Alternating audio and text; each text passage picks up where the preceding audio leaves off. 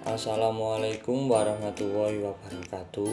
Kami dari kelompok 5 menjelaskan tentang memahami desain produk dan jasa.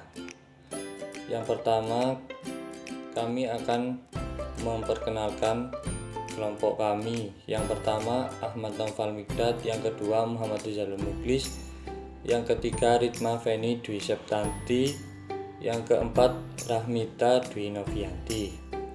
Desain produk dan jasa.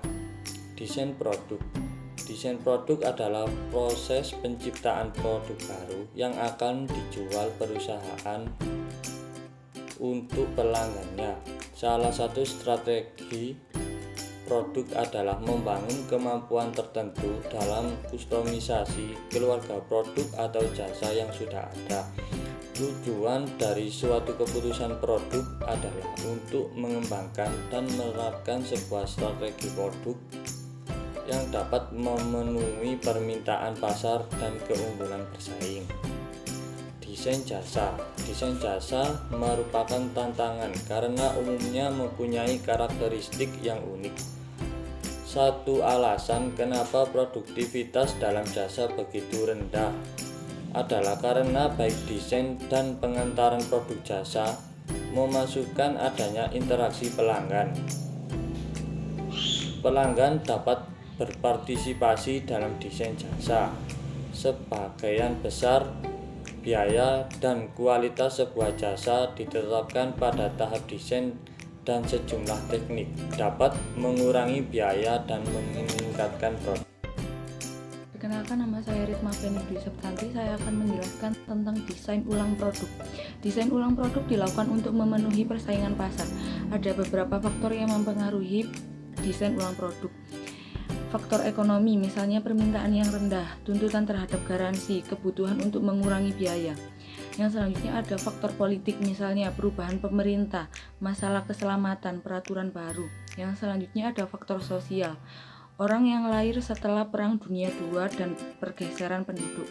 Yang selanjutnya ada faktor biaya, misalnya bahan baku, komponen, tenaga kerja. Yang selanjutnya ada faktor kompetisi, misalnya produk atau jasa baru, produk atau jasa berubah, promosinya baru. Yang terakhir ada faktor teknologi dalam komponen produk dan proses. Yang selanjutnya saya akan menjelaskan tentang tujuan utama desain produk. Tujuan utamanya adalah untuk membantu perusahaan dalam menciptakan dan mengembangkan produk baru atau untuk menjamin hasil produk yang sesuai dengan keinginan konsumen. Sedangkan tujuan dari desain produk adalah untuk menghasilkan produk yang berkualitas dan memiliki nilai jual yang tinggi. Selanjutnya untuk membuat produk seekonomis mungkin dalam penggunaan bahan baku dan biaya tanpa mengurangi nilai jual produk tersebut. Yang terakhir adalah untuk menghasilkan produk yang tren agar menjadi pilihan konsumen. Perkenalkan, nama saya Ahmad Naufal Mikdad. Saya akan membahas tentang masalah hukum, etika, dan lingkungan. Pendesain harus dilakukan secara berhati-hati dalam mempertimbangkan beragam pertimbangan hukum, etika, dan lingkungan. Ada banyak organisasi yang memiliki agensi pemerintah yang mengatur mereka. Di banyak negara, lembaga, dan komisi pemerintah yang lebih populer adalah pihak yang bertanggung jawab kepada kesehatan dan keselamatan nasional, makanan dan obat-obatan, serta perlindungan lingkungan. Organisasi biasanya ingin agar pendesain menuruti panduan sebagai berikut. 1. Berikan nilai seperti yang diharapkan oleh pelanggan. 2. Buat kesehatan dan keselamatan menjadi perhatian utama. 3. Buat desain yang konsisten dengan sasaran organisasi. 4. Perhatikan potensi kerusakan lingkungan. Nama saya Rahmita Dwi Novianti. Di sini saya akan menjelaskan tentang tahapan desain dan pengembangan produk serta desain jasa. Yang pertama yaitu tahapan desain dan pengembangan produk. Tahapan dalam desain dan pengembangan produk dimulai dari penciptaan ide. Dalam hal ini, analisis kelayakan membutuhkan analisis pasar, permintaan ekonomi atau biaya pengembangan dan biaya produksi dan potensi laba, serta analisis atau kebutuhan dan ketersediaan kapasitas dan keterampilan yang diperlukan. Pengembangan produk baru bukan merupakan hal yang mudah bagi perusahaan yang menjalankannya.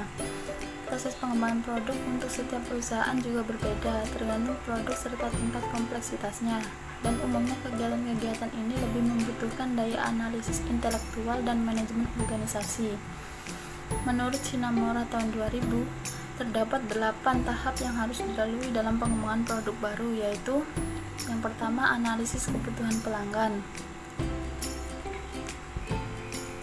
Kebutuhan konsumen merupakan titik pendahuluan untuk pengembangan produk, baik untuk pasar domestik ataupun global. Produk-produk baru merangsang perusahaan untuk mencapai sasaran unit bisnis dan korporat. Yang kedua, pemunculan gagasan. Pencarian macam-macam gagasan yang menjanjikan merupakan titik pangkal dalam proses pengembangan produk baru. Penggalian gagasan terentang mulai dari perbaikan tambahan atas produk yang ada sekarang sampai ke produk yang sama sekali baru bagi dunia. Yang ketiga, penyaringan ide dan evaluasi. Pengevaluasian ide-ide baru merupakan bagian penting dari perencanaan produk baru. Produk yang berhasil adalah produk yang memuaskan kriteria manajemen untuk keberhasilan komersial. Yang keempat, analisis bisnis. Analisis bisnis mengestimasi kinerja komersial produk yang diusulkan. Perolehan suatu proyeksi finansial yang akurat tergantung pada mutu ramalan pendapatan dan biaya.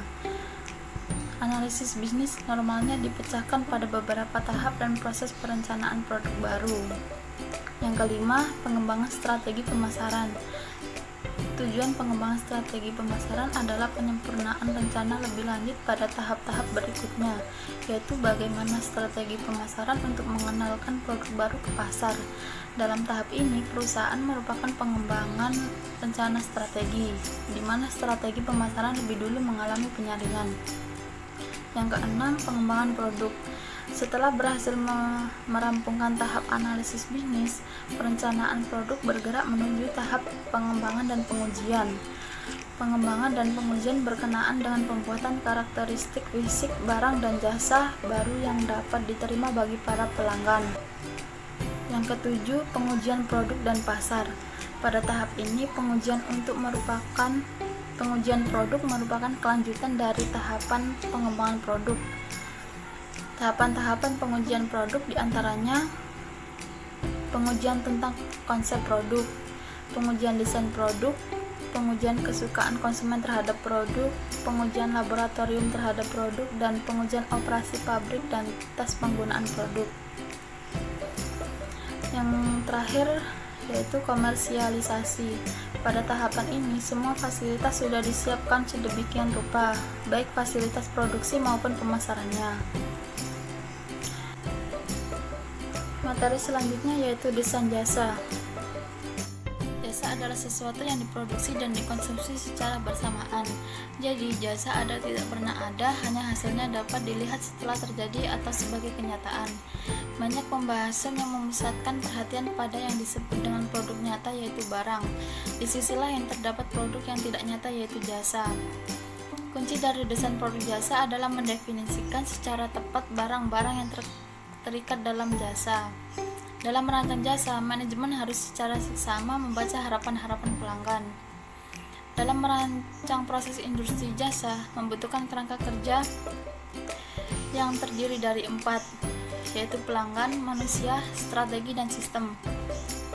Kerangka tersebut merupakan segitiga jasa yang mengasumsikan terdapat 4 elemen yang harus dipertimbangkan dalam memproduksi jasa. Yang pertama, pelanggan. Pelanggan berada di tengah-tengah segitiga jasa dan harus selalu berpusat pada pelanggan. Yang kedua, manusia. Manusia adalah karyawan dari perusahaan jasa. Yang ketiga, strategi. Strategi adalah pandangan atau filosofi yang digunakan untuk menuntun ke segala aspek pelayanan jasa. Yang keempat, sistem adalah sistem fisik dan prosedur yang digunakan. Konsep yang berhubungan dengan segitiga jasa memberikan suatu cara berpikir yang menarik tentang operasi jasa. Konsep ini bermanfaat untuk merancang sistem jasa dan untuk memecahkan masalah-masalah jasa. Segitiga jasa juga dapat dipakai untuk mendiagnosis jasa dan untuk menentukan apa penyebab dari pelayanan jelek yang diberikan perusahaan jasa. Sekian penjelasan dari saya, kurang lebihnya mohon maaf. Jika ada salah kata mohon dimaafkan. Assalamualaikum warahmatullahi wabarakatuh.